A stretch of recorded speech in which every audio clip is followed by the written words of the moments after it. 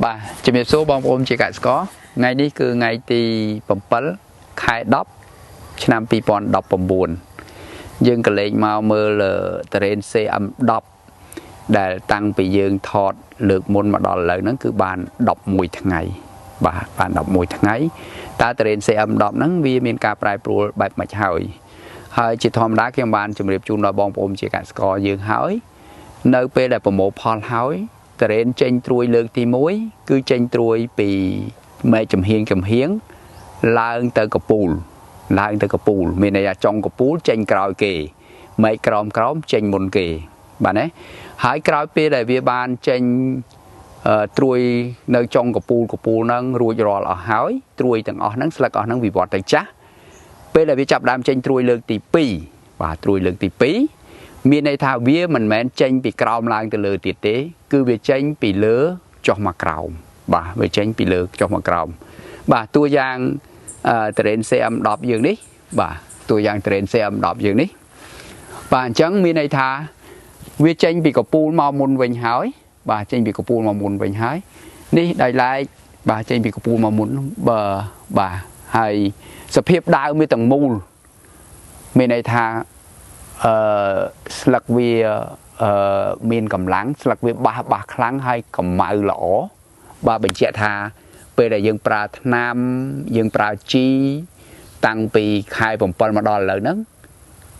គឺបានត្រឹមត្រូវលក្ខណៈរបស់វាហើយជីហ្នឹងគឺអត់យើងប្រើជីហ្នឹងទៅមានខ្វែងវាទេបាទអញ្ចឹងនៅត្រឡប់មកវិញនេះមានន័យថាអាស្លឹកខាងក្រោមនេះមានខាងក្រោមនេះអត់ទាន់ចេញទេបាទមែកខាងនេះមានតួយ៉ាងមែកខាងនេះវាបានមានចេញត្រួយទេឃើញទេវាអត់ទាន់មានចេញត្រួយទេបាទអញ្ចឹង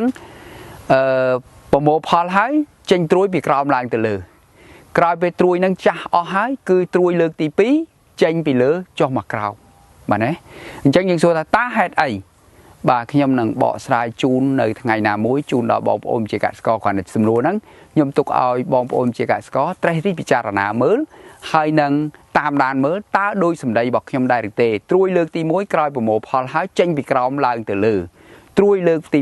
2មានន័យថានៅពេលដែលត្រួយលើកទី2គឺស្លឹកវាចាស់អស់ហើយគឺវាត្រូវការត្រួយលើកទី2ចេញពីកពូល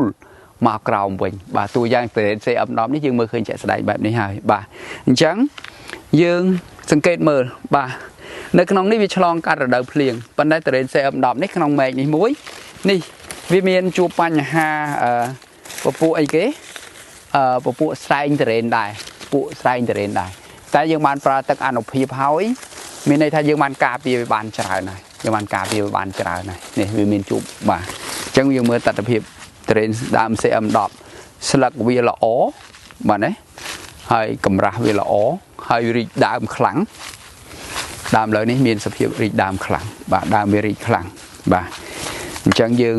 មានន័យថាការប្រើប្រាស់ហើយយើងអាចបានតាក់តែងមែកអីវាទៀតទេគឺដៀងស្អីវាទុកគឺស៊ីនរបស់វានៅដដែលយើងរងចាំដល់ឆ្នាំក្រោយ2020តើផ្លែរបស់វាមានបែបណាទៀតបាទណាអញ្ចឹងវីដេអូមួយនេះខ្ញុំចង់ប្រាប់ថាវីដេអូវគ្គទី22ចន្លោះវីដេអូទី21មក22នេះគឺមានរយៈពេល11ថ្ងៃបាទ11ថ្ងៃអញ្ចឹងយើងមើលសភាពដើមរបស់វាមានន័យថា Train CM10 នេះវាចាប់ដើមចេញត្រួយពីកពូល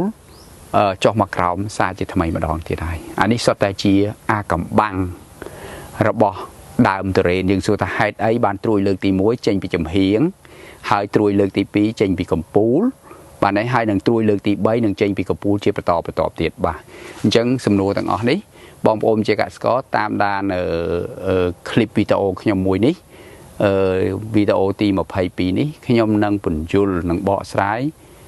នៅថ្ងៃណាមួយជូនដល់បងប្អូនជាកសិករថាហេតុអីប៉ុន្តែឥឡូវហ្នឹងឲ្យសម្គាល់មើលសិនសម្គាល់ថាដូចអ្វីដែលខ្ញុំនិយាយអត់បើដូចហើយខ្ញុំនឹងបញ្យល់ថាហេតុអីបាទអញ្ចឹងដើម្បីហេតុអីសិតតែមានទឹកតាំងតាមរយៈការធ្វើពិសោធន៍ព្រោះខ្ញុំចូលចិត្តធ្វើពិសោធន៍ច្រើន